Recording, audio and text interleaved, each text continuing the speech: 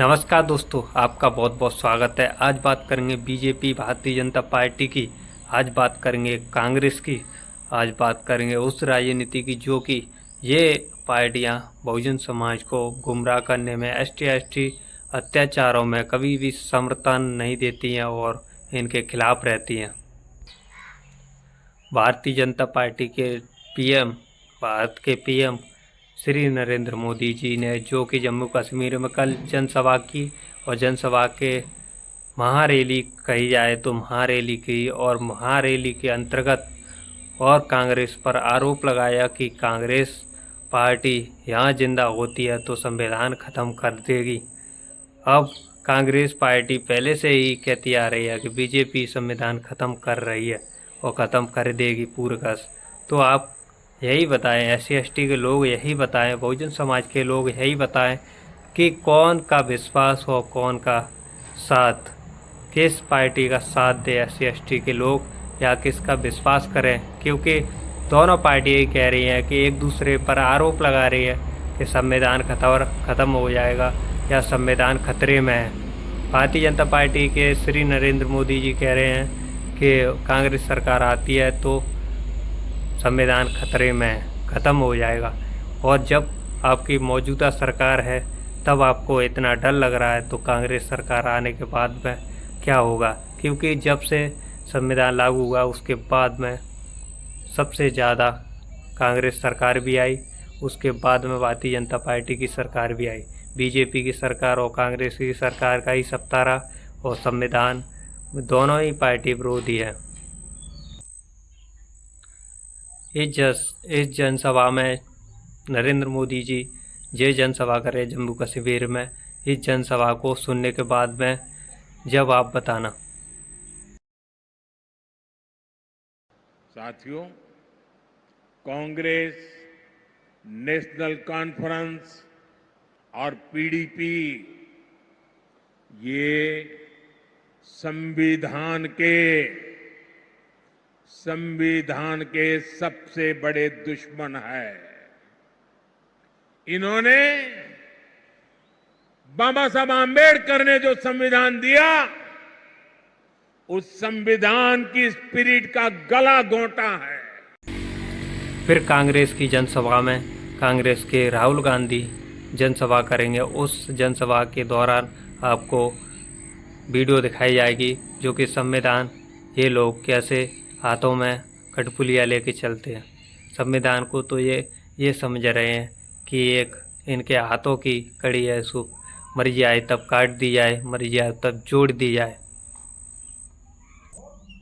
संविधान के नाम पर ये SC/ST के जनसभा में जाकर और संविधान को दिखाकर वोट तो ले लेते हैं, लेकिन इनके लिए अब भी वही स्थिति है जो पिछले समय में थी और संविधान बनने से पहले वही स्थिति थी और वही स्थिति अब भी है। वही, कोई भी परिवर्तन नहीं हुआ।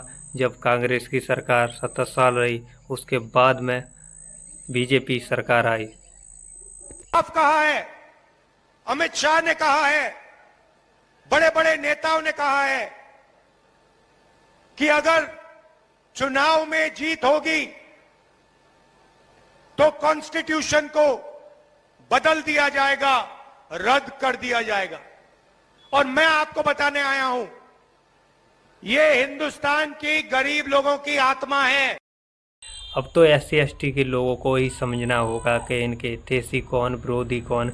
क्योंकि दोनों पार्टियां बीजेपी और कांग्रेस एक ही तबके की पार्टियां और एक ही राजनीति करती है जो कि उच्च जाति को ही ये लाभ देती हैं, और इसमें सत्ता में आने के बाद में उच्च जाति को लाभ देकर ही उनको बढ़ाने की कोशिश करती हैं। SC/ST के लोगों को दबाने की कोशिश करती है। इनके अत्याचार होते हैं इनके पास, जब इनको अत्याचार होते हैं तो इनकी सुनवाई नहीं होती है, और जब सुनवाई नहीं होती है तो ये लोग संविधान दिखाकर ही इन पर वोट लेकर और सत्ता में बने रहते हैं। जब सत्ता में आसीन रहने के बाद में जब इनका अत्याचार या इनको कोई भी मदद करना जो कि व्यवस्था बनने की कोशिश की जाती है या कर दी जाती है सरकार के द्वारा, तब ये सरकार इसका फैसला उचित करती नहीं है।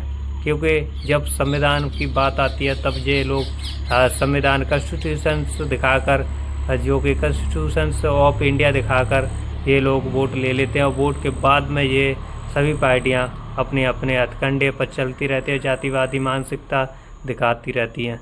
और इस जातिवादी मानसिकता से ही SC/ST का भला नहीं होगा, क्योंकि ये एक जातियाँ विशेष पार्टियां हैं जो कि जातिवादी मानसिकता हर हमेशा रखती है अपने अंदर। जब जातिवादी मानसिकता रखेगी तो ये आपका कभी भी भला नहीं कर पाएंगे, क्योंकि 70 साल से कांग्रेस है, उसके बाद में बीजेपी 2014 से आई और उसके बाद में 3 बार सत्ता में काबिज रही बीजेपी ने अभी तक संविधान ख़त्म करने की जो कांग्रेस करती रही कि संविधान ख़त्म हो जाएगा, ऐसे ही बीजेपी करती है कि अब कांग्रेस पर प्रहार करती है कि संविधान ख़त्म हो जाएगा। यह संविधान एक इनकी कठपुतली है जो कि सब लोग हिलाते डोलते हैं कि जब संविधान सभी दोनों पार्टियां ख़त्म करने की बात करती हैं तो कौन सी पार्टी ख़त्म करेगी या कौन सी पार्टी बचाएगी, ये तो आपको ही देखना होगा। जम्मू कश्मीर की जनसभा में PM नरेंद्र मोदी ने जो कि कहा कि संविधान खतरे में, कांग्रेस सरकार आ जाएगी तो संविधान ख़त्म कर देगी। जब कांग्रेस सरकार आ जाती है तो बोलती है कि बीजेपी सरकार आ जाएगी तो संविधान ख़त्म कर देगी।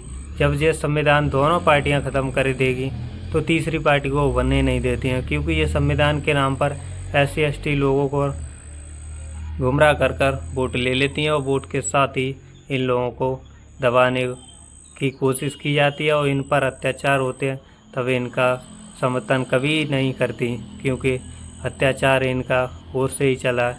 जो जातिवादी मानसिकता वाले लोग इन पर अत्याचार करते रहते हैं और ये पार्टियां देखती रहती हैं। इसलिए आपको सोच समझ कर ही वोट देना है।